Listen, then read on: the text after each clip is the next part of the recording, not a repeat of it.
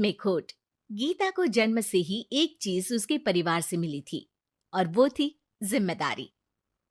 बेटा गीता, बाजार से ब्रेड लेकर आ जा। तेरे छोटे भाई बहन को भूख लगने का समय हो रहा है। जी माँ, अभी लेकर आती हूँ। और तुझे बोला था ना कि नौकरी ढूंढ ले। पापा की नौकरी से अब घर चलाना बहुत मुश्किल हो रहा है। तेरे और भी 3 भाई बहन है बेटा। माँ, मैं गई तो थी एक फैक्ट्री में, लेकिन उन लोगों ने कहा कि मेरी उम्र कम है। ओहो, तो किसी और दुकान में देख ले या फिर कपड़े सिल लिया कर। लेकिन अब बेटा। हाँ माँ, मैं तुझे समझ सकती हूँ। मैं कल फिर जाऊंगी। बेटा देख ले, पिता भी बुजुर्ग हो चले हैं। मैं कभी कभी सोचती हूँ कि 4 घर का काम पकड़ लूं, लेकिन ये समाज। गीता माँ को गले लगाकर वहां से चली जाती है। धीरे धीरे वक्त गुजरता है और गीता के पिता से भी काम नहीं हो पाता है।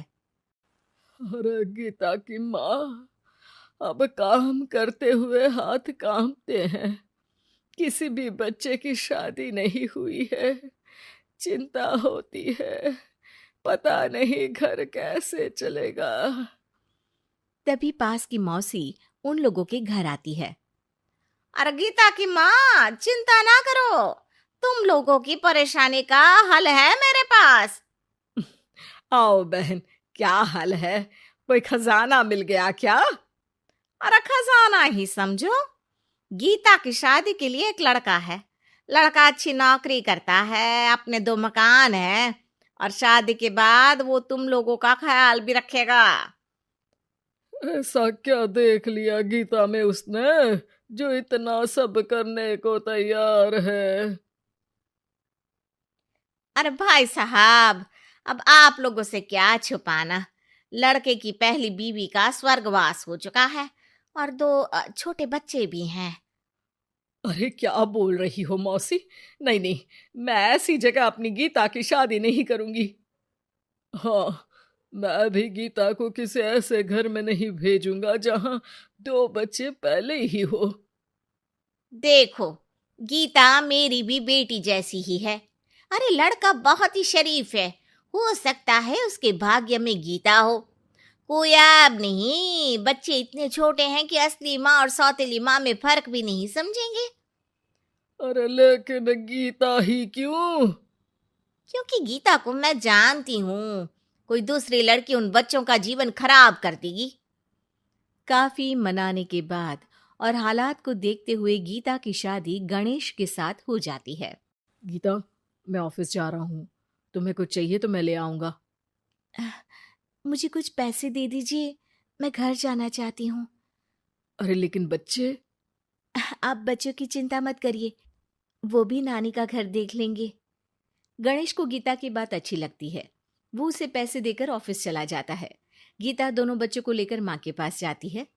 अरे मेरे नाती और नातिन, कितने प्यारे बच्चे हैं गीता। हाँ माँ, ये तो दोनों बच्चे मेरे ही हैं। चलो जाओ, अपने मामा और मौसी के साथ खेलो। फिर क्या था, गणेश के बच्चों को ननिहाल और गीता को अपने घर को पालने के लिए गणेश का सहारा मिल जाता है। माँ, ये पैसे ले ले, इनसे तू घर की टूटी छत बनवा लेना और राशन डाल लेना। और हाँ, मैं ना ये कपड़े भाई बहनों के लिए लाई हूँ। धीरे धीरे गीता का घर भी संवरने लगता है। वो अपने ससुराल में भी अच्छे से रहती है और फिर गीता को एक बेटा होता है।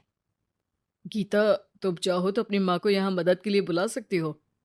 फिर क्या था, गीता की माँ बेटी के घर आ जाती है। लेकिन अब उसकी माँ गीता के बेटे और गणेश की पहली बीवी के बेटे से भेदभाव करने लगती है। अरे, सारा दूध तू ही पी जाएगा। चल, छोटे भाई को दे गिलास। लेकिन नानी, ये तो मेरा दूध है, वो अपना ग्लास खत्म कर चुका है। अरे चुप, बिल्कुल चुप। बड़ा आया मेरा गिलास वाला। तभी वहां गीता आ जाती है। माँ, ये क्या बोल रही है, वो छोटा है और बहुत दूध है किचन में। अरे बहुत है तो क्या सारा इस सांप को पिला देगी? अपने बेटे का ख्याल रख। कल को तेरे 2 घर में से एक का हक मांगेगा तो क्या करेगी? माँ, तो दोनों का ही तो हक है ना प्रॉपर्टी में। अरे ना बेटा, सारा हक इस छोटे का है।